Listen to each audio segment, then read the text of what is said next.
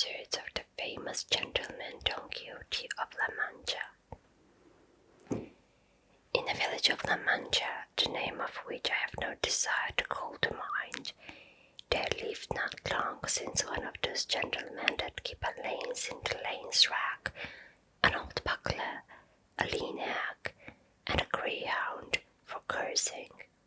and all of rather more beef than mutton, a salad on most nights, scraps on Saturdays, lentils on Fridays, and a pigeon also extra on Sundays, made away with 3/4 of his income. The rest of it went in a doublet of fine cloth and velvet breeches and shoes to match for holidays, while on weekdays he made a brave figure in his best homespun. He had in his house a housekeeper past 40, a niece under 20, and a lad for the field and marketplace, who used to saddle the hack as well as handle the billock. The age of this gentleman of ours was bordering on 50. He was of a hardy habit, spare, corn-featured, a very early riser, and a great sportsman. They will have it his surname was Quixote or Quixada, for here there is some difference of opinion among the authors who write on the subject, although from reasonable conjectures it seems plain that he was called Quixana. This, however, is of but little importance to our tale. It will be enough not to stray a hair's breadth from the truth in the telling of it. You must know,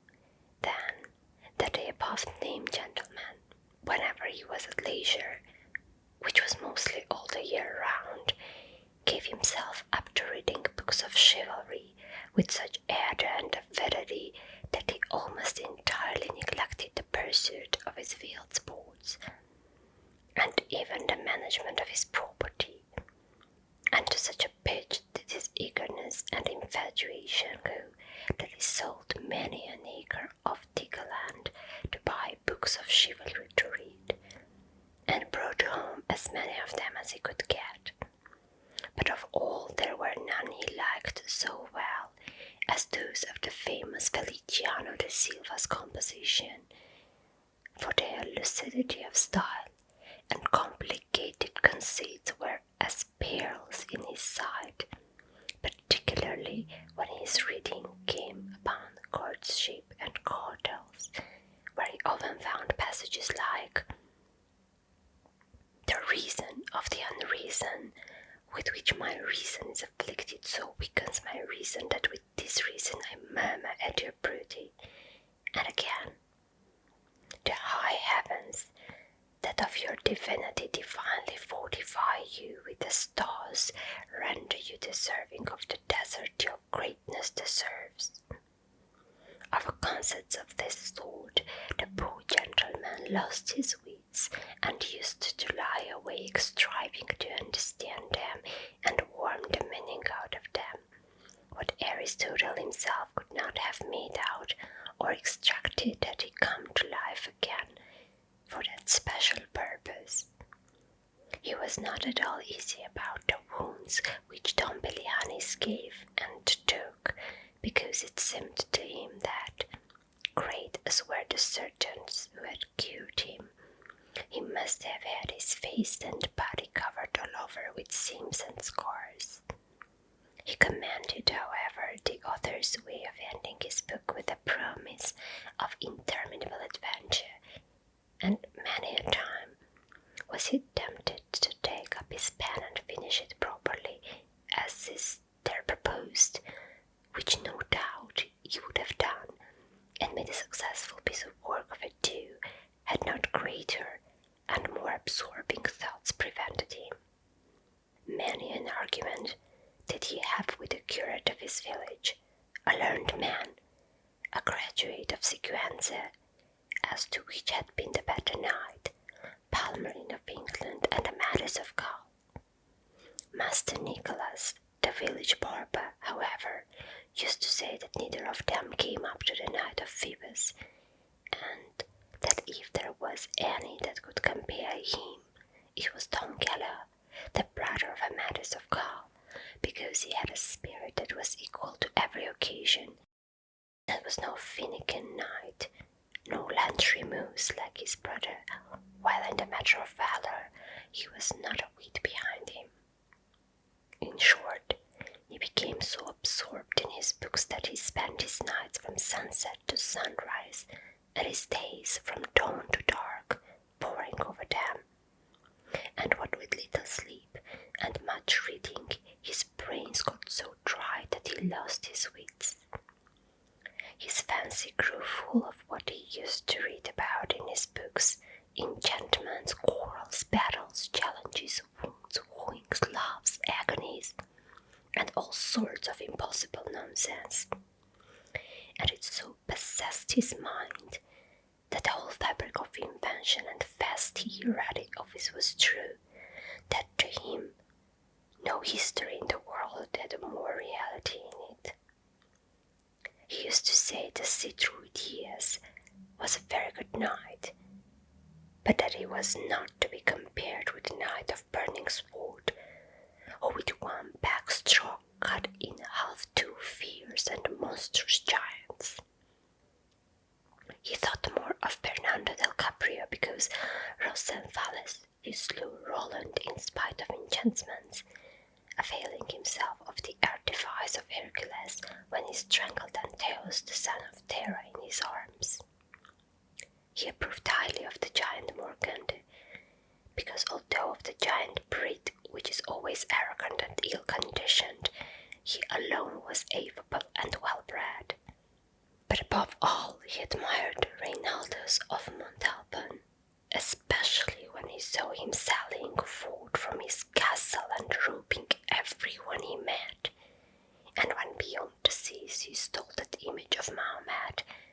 which, as history says, was entirely of gold. To have a bout of kicking at the traitor of Ganelon, he would have given his housekeeper and his niece into the bargain. In short, his wits being quite gone, he hit upon the strangest notion that ever madman in this world hit upon, and that was that he fancied it was right and requisite, as well for the support of his own honour as for the service of his country, that he should make a knight-errant of himself, rowing the world over in full armour and on horseback, in quest of adventures, and putting in practice himself all that he had read as of being the usual practices of knights-errant, righting every kind of wrong, and exposing himself to peril and danger from which, in the issue, he was to reap eternal renown and fame. Although the poor man he saw himself crowned by the might of his arm emperor of Trebizond at least, and so led away by the intense enjoyment he found in these pleasant fancies, he set himself forthwith to put his scheme into execution. The first thing he did was to clean up some armour that had belonged to his great-grandfather, and had been for ages lying forgotten in a corner, eaten with rust and covered in mildew. He scoured and polished it as best as he could, but he perceived one great defect in it, that it had no closed helmet, nothing but a simple morion. This deficiency, however, is ingeniously supplied, for he contrived a kind of half-helmet of pasteboard, which fitted on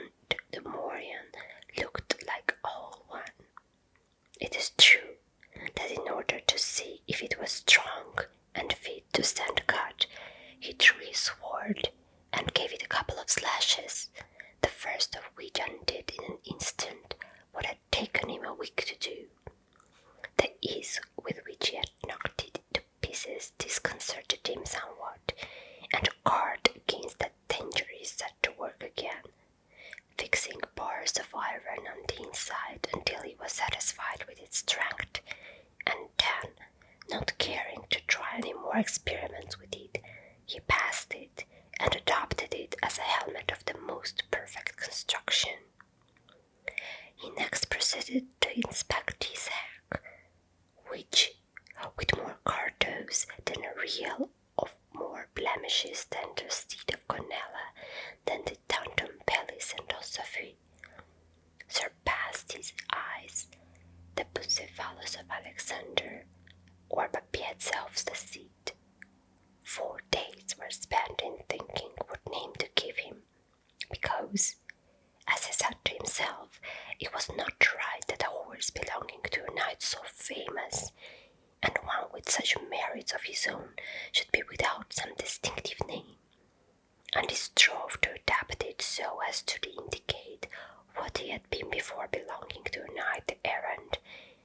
and what he then was. For it was only reasonable that his master, taking a new character, he should take a new name, and that it should be a distinguished and full-sounding one, befitting the new order and calling he was about to follow. And so, after having composed, struck out, rejected, added to, unmade, and remade a multitude of names out of his memory and fancy, he decided upon calling him Rocinante, a name, to his thinking,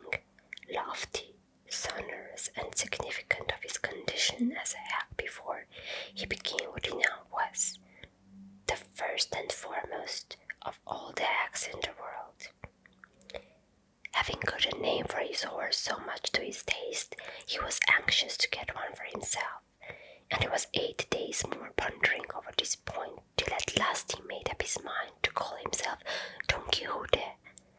whence, as has been already said, the authors of this veracious story have inferred that his name must have been beyond a doubt Quixote,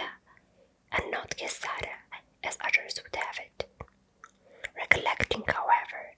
that the valiant Amadis was not content to call himself Curti Amadis and nothing more, but added the name of his kingdom and country to make it famous, and called himself Amadis of Gaul, he, like a good knight, resolved to add on the name of his, and to style himself Don Quixote of La Mancha, whereby he considered he described accurately his origin and country, and did honor to it in taking his surname from it. So then, his armor being furbished, his morion turned into a helmet, his hack christened, and he himself confirmed, he came to the conclusion that nothing more was needed now, but to look out for a lady to be in love with. For a knight errant without love was like a tree without leaves or fruit, or a body without a soul. As he said to himself, if, for my sins, or by my good fortune, I come across some giant hereabouts, a common occurrence with knight errant, and overthrow him in one onslaught, or cleave him asunder to the waist, or in short vanquish and subdue him,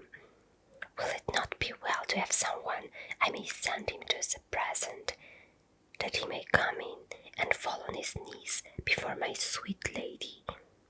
and in a humble, submissive voice say,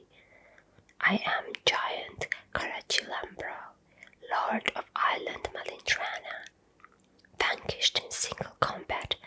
by the never sufficiently extolled knight Don Quixote de la Mancha, who has commanded me to present myself before your grace, that your highness dispose of me at your pleasure. Oh, how our good gentleman enjoyed the delivery of this speech, especially when he had thought of someone to call his lady. There was, so the story goes, in a village near his own a very good-looking farm girl, with whom he had been at one time in love, though so far as is known she never knew it, nor gave a thought to the matter. Her name was Altonza Lorenzo, and upon her he thought fit to confer the title of Lady of his Thoughts, and after some search for a name, which should not be out of harmony with her own, and should suggest and indicate that of a princess and on calling her Dulcinea del Toboso, she being of El Toboso a name to his mind, musical, uncommon, and significant, like all those he had already bestowed